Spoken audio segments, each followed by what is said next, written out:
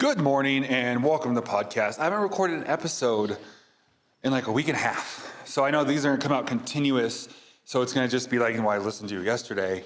I recorded like a week's worth in a few days, and then I haven't recorded for a little bit. So kind of jumping back into the saddle today, as it were.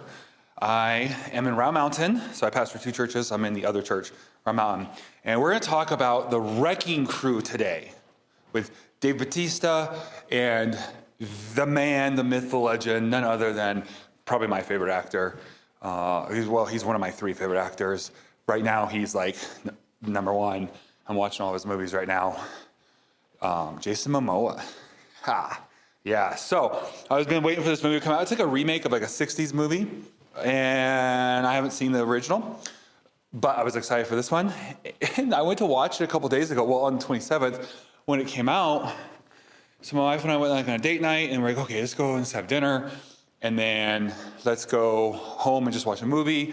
And we had already watched, we'd watched Bad Batch, which he is in. He's one of, I'd say he's a supporting character, but he's in it quite a bit. And so I was like, well, I'm kind of on this kick now. I saw all these movies in here I didn't even know he did. Let me watch some of them. And so I wanted to watch Wrecking Crew because I've been waiting for about a month for it to come out. And I'm like, oh, today's the day, because we just watched Bad Batch. I'm like, cool, it's out. So we go to watch it, and it still wasn't available yet, which was weird because it was the day it was supposed to come out.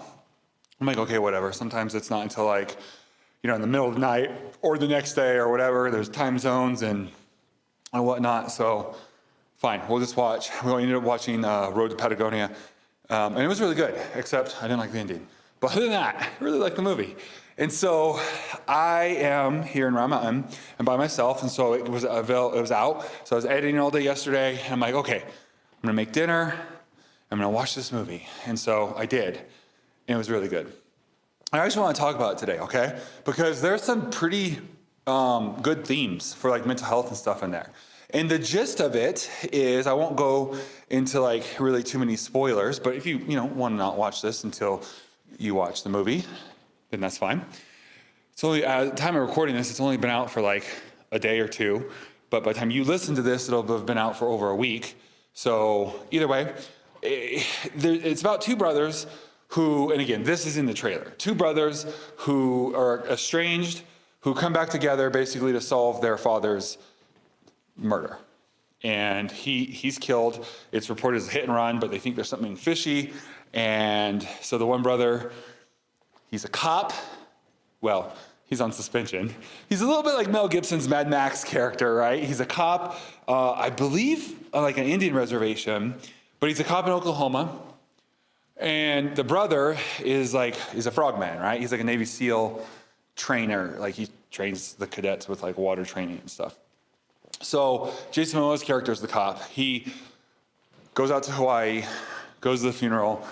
Just immediately, him and his brother, there's bad blood. They hate the dad, and they hate each other. And there's bickering, and it's the source of a lot of the comedy, but there's like bickering and fighting from like right in the beginning.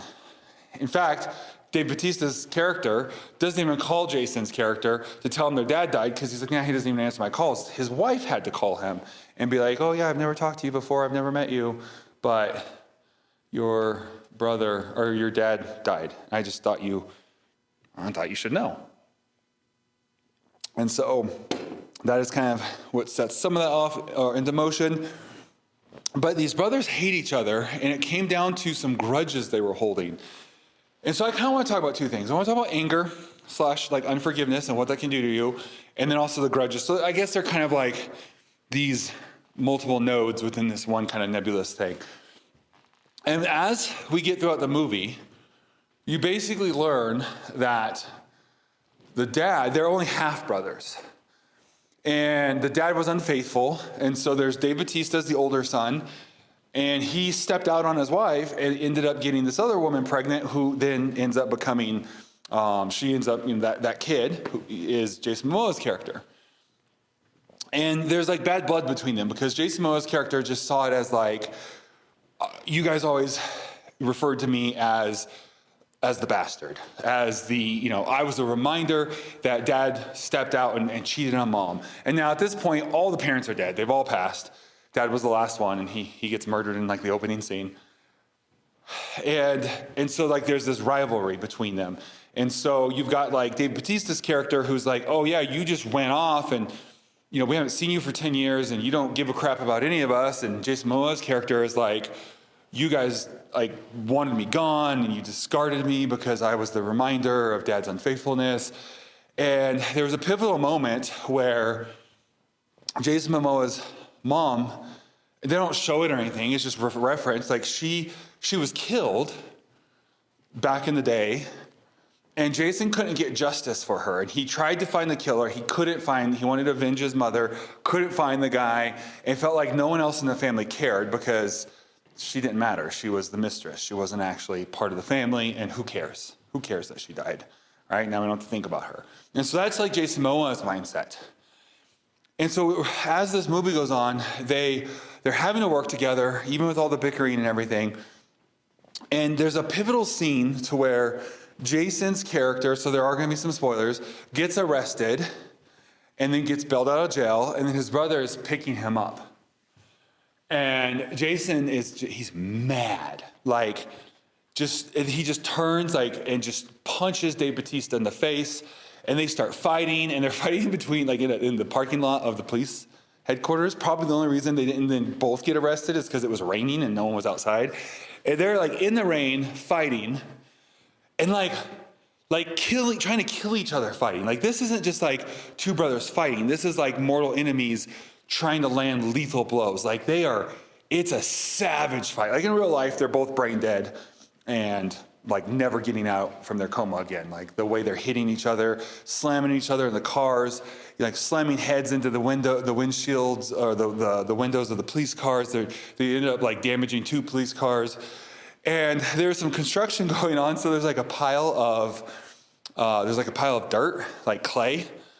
And Jason Momoa's character is in like really light tan clothes, like almost like off-white. So by the end of it, he's like this orangish clay color because they're rolling around the dirt and they're just beating the tar out of each other. Like, Jason's character, his eye is swollen shut, and they get to the point where they can't even throw punches. Like Jason tries to throw a punch and he like doesn't even get close to Dave Bautista.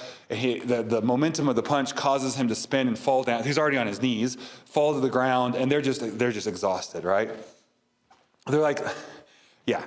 And so Jason crawls over and like leans against the front of the police car, and then Dave crawls over and leans against the wheel. So they're kind of next to each other. And Jason's character basically says, I think his name is Johnny. Johnny's like, I'm so angry. He's like, it's all I have is my anger. And I'm just so angry. And they begin to talk, and they begin to like express how they feel. And Jason Momoa's character, Johnny, is like, you just sent me off. Like, I needed my big brother, and you just got rid of me to get me so you didn't have to be reminded anymore. And you just sent me off to Oklahoma. And he's like, that is not what happened. He's like, so there's 2 gangs there in Hawaii. There's like the Yakuza, who have like moved in, and then there's the Syndicate, which is like the Hawaiian gang. And he's like, you like went off trying to find your mother's killer, and you went against the Syndicate. Like, you put a lot of their guys in like body bags. Like, they were going to kill you. You were going to go to prison, and they were going to either kill you in prison, and if they didn't, as soon as you got out, the Syndicate was going to kill you. And he's already had a run-in with the Syndicate boss who's like, you have 7 days to get off the island or I'm going to kill you. Like, I respect that you came back to pay, you pay your respects to your father, but you've got 7 days to get off my island and then you're dead. And so he's like, they were going to kill you. I did the only thing I knew to keep you out of prison and keep you alive. I sent you to be safe. And he's like, I needed my brother. And he's like, and he's like, yeah, I messed up. He's like, I was trying to keep you alive. I thought I was doing the best thing for you. And so like they kind of like resolve, like go through their issues there, right? But it's interesting, the part that really struck me is when Jason Momoa said, I'm so angry. And then he followed it up with, it's all I have. And you can see it throughout the movie, right? He's self-destructive. The movie starts off with him losing his girlfriend that he's absolutely in love with because he forgot it was her birthday. He's on suspension on the police force. He's lost his girlfriend who he's in love with. His whole life is a wreck. He's a raging alcoholic. Like every scene, he's like guzzling, bottles of beer. Like he's just like his life is falling apart. They make comments about that, about how he wrecks everything. In fact, in the beginning where Dave Bautista's wife is like, are you going to call your brother? And he's like, no, They're having a conversation. He's like, besides, knowing Johnny, he's got bigger problems to worry about anyways. Bigger problems than dad dying. So this anger has defined him, has defined his life for the last 10 years. And it's caused him from being able to have any kind of healthy relationships, keeping his job. He's like I said, he's on suspension from being a cop, for being, too violent. And he's living in a crappy mobile home trailer house on the reservation, and can't even keep his girlfriend, like I said, the whole thing. And so this holding on to this anger is ruining his life. I mean, in real life, it would have gotten him killed, right? Because in real life, you can't do anything they did in this movie and survive. Got him in jail, lost his job, lost his girl, everything, right? And I kind of want to talk about it for a minute because, we primarily talk about mental health on this podcast, self-improvement in general, but mental health.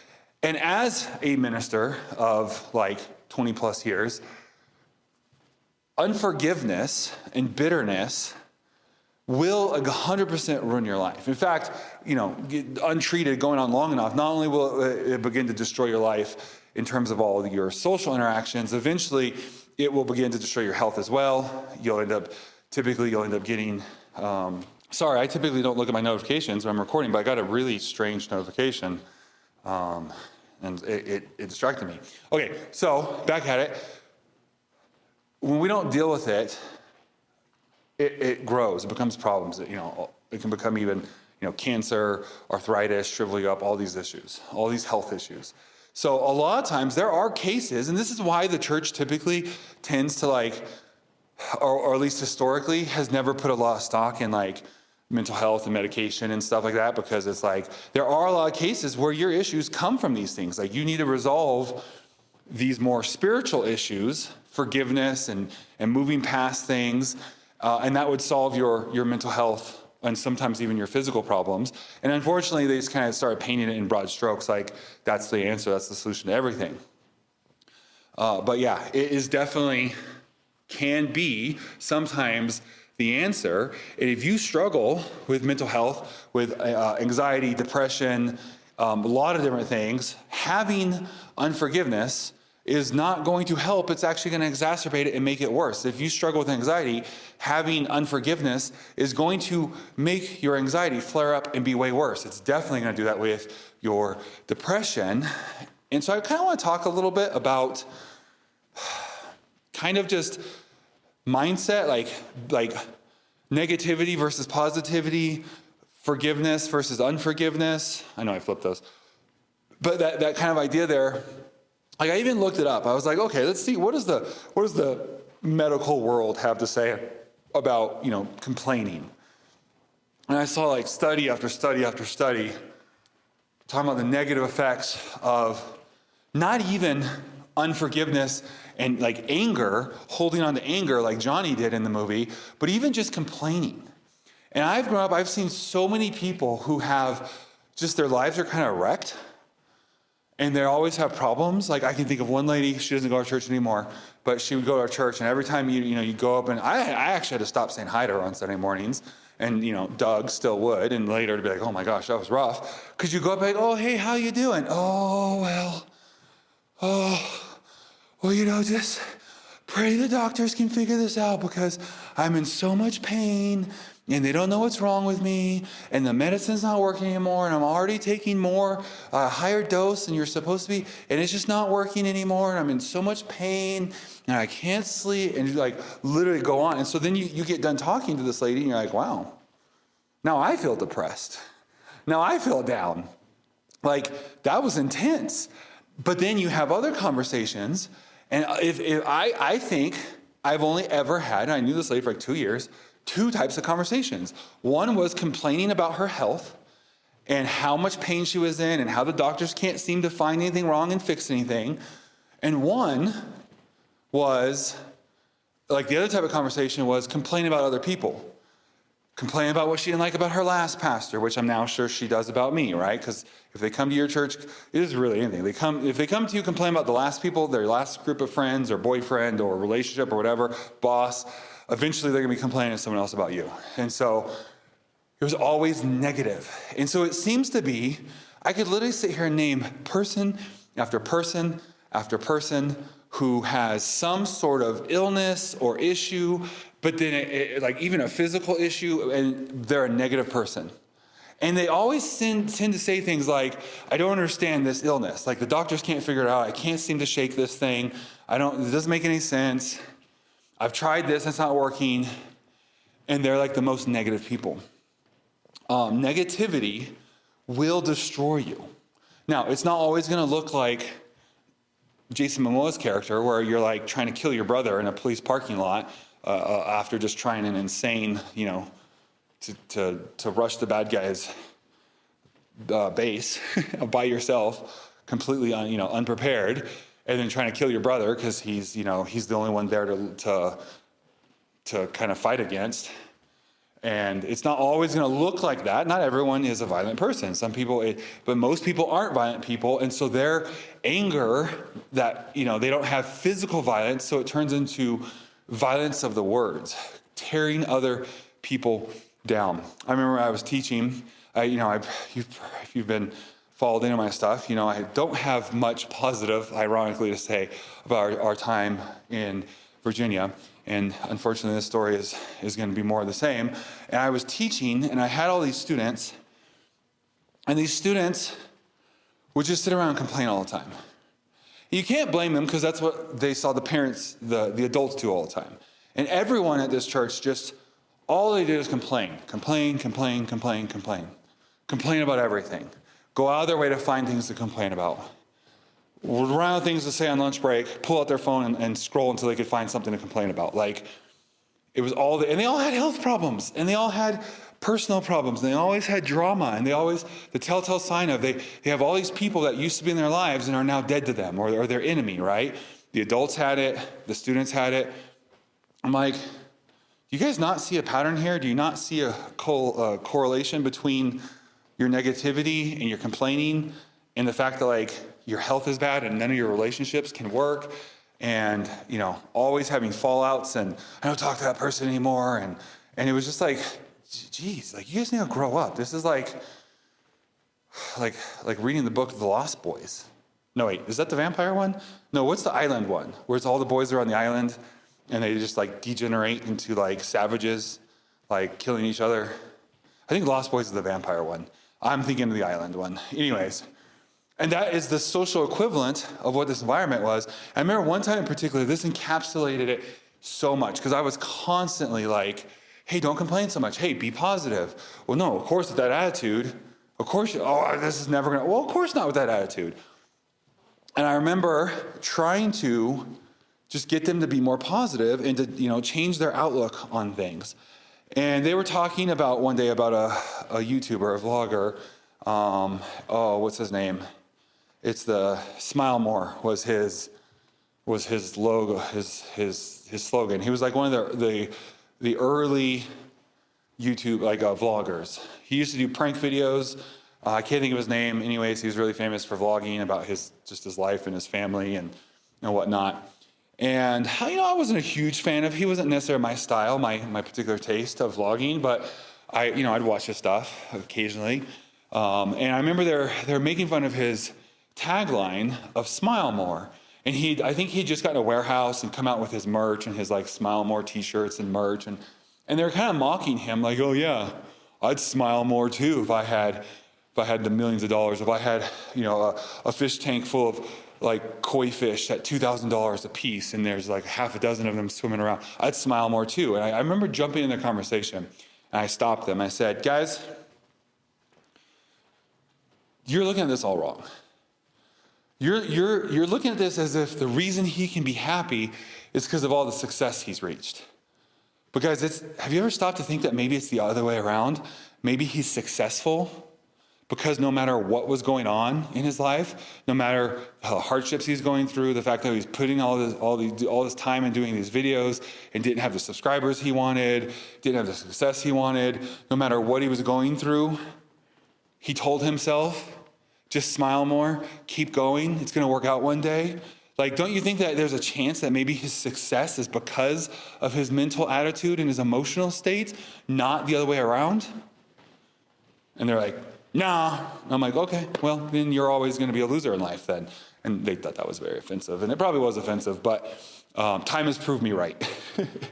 And because they're just now, as young adults, doing the same things, not going anywhere, just having the same problems. And it's like, guys, you could break this pattern by changing your mindset, by getting out of this, like, don't spend your time. And so, like, with Johnny, it was an extreme case with Jason Momoa's character, where it was more than just negativity. He dwelled on the bad things that happened to him so often that it turned into anger, and the anger turned into his identity. Like, he literally said, I'm so angry, it's all I have. That was, his anger was his identity. It's what drove him, and it's what was driving his life into the ground.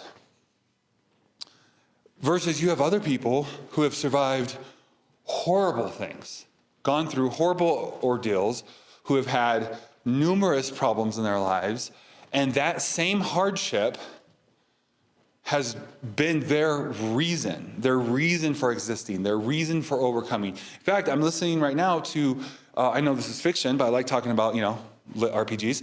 I'm listening to Dungeon Crawler Carl, and he has this mantra. He keeps saying to himself, you will not break me. You will not break me. And basically, it's anytime he reflects on how cruel the system is. And anytime some heinous thing happens, some cruelty to a living creature, and how the system is set up to reinforce and motivate others to be cruel and hateful to each other, and he keeps saying, you will not break me. I talked about this in a past episode about even when it was like, hey man, you should ditch the seniors and the elderly and just take care of yourself.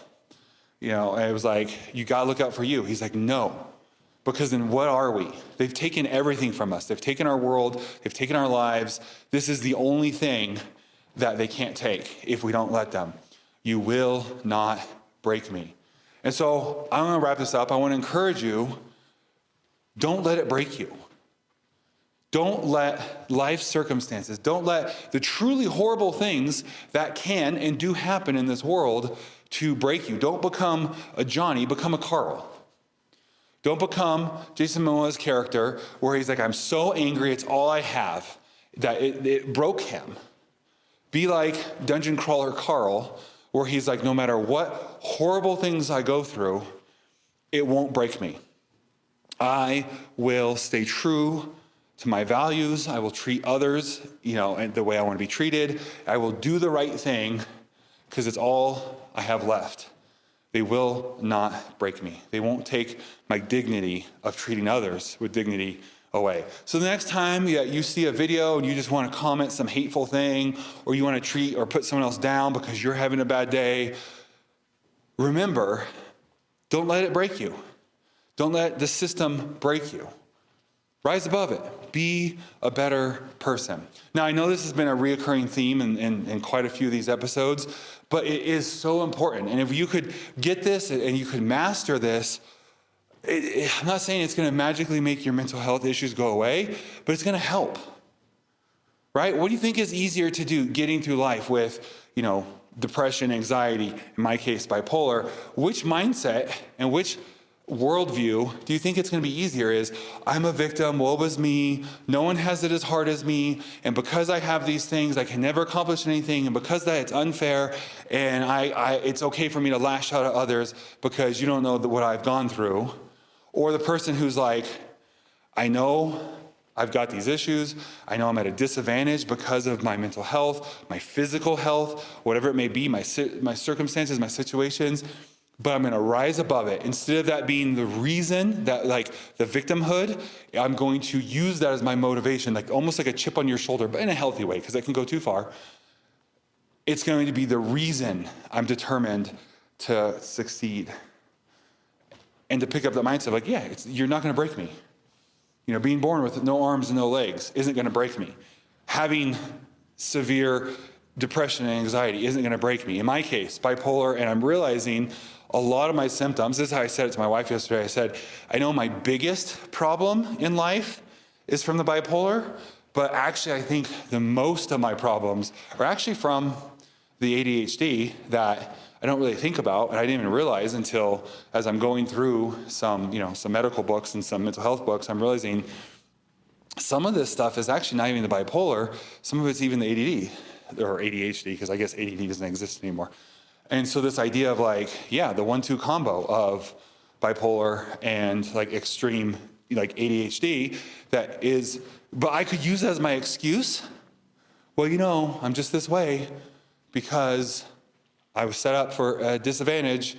It's funny, I was reading about how some of these things, it can be made worse with head injuries, in your younger years. And I'm like, well, geez, I can think of 4 massive head injuries. In fact, I could right now, I don't know how well you can see it with my hair, but I have like at least 3, if not 4, like massive visible scars on my head from head injuries as a kid, where I actually cracked my head open and was like bleeding everywhere. And the only reason I didn't get stitches is because my parents didn't have insurance. And so my dad would just shave my head and put on some butterfly bandages to basically a poor man's suture, right?